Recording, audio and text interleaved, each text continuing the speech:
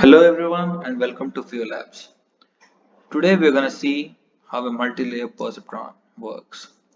So before that, in the earlier video we have seen how a perceptron works and all the mathematical models behind it.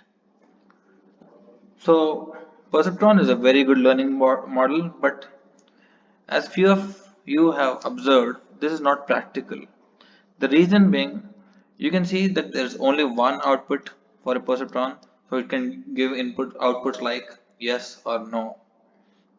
Imagine a situation where you need to predict what's inside an image, like whether it's a cat, dog, or any other animal, where you need more than one outputs. In that case, the perceptron simply fails. So that's the reason we came up with multi-layer perceptron.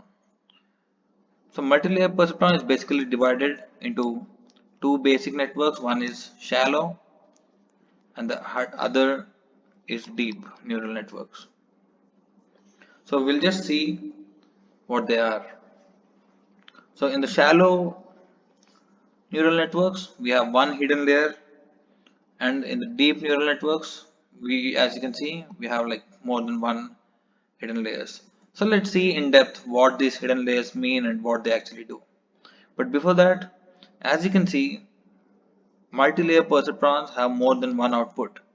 So let's assume if you want to predict what's in the image, whether it has a human being or an animal, it makes it easier for us to give the output. The other reason being, in few of the cases, the perceptron simply fails as it does not have the information about the spatial orientation. Let's take a simple example, an example of a human face. Right? So you can think of the features like the person has eyes, the nose, and the mouth.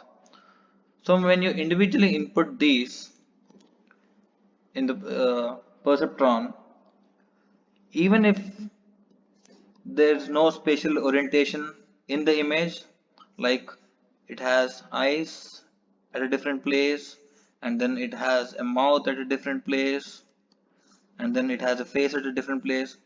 This will be treated as human by the perceptron. But is that right? Well, it's not. That's the scenario in which we can use multi-layer perceptrons. So in this case, it uses the power of these hidden layers and tries to extract more features which make meaningful outputs.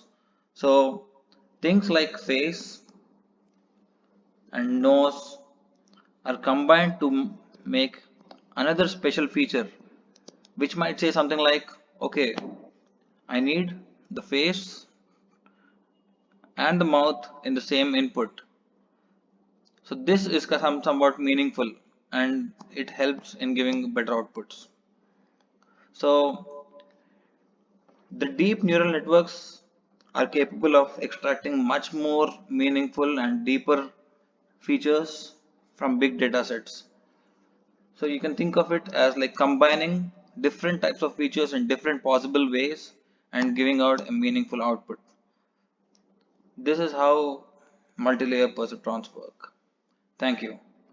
And please do subscribe to our channel, comment, like and share.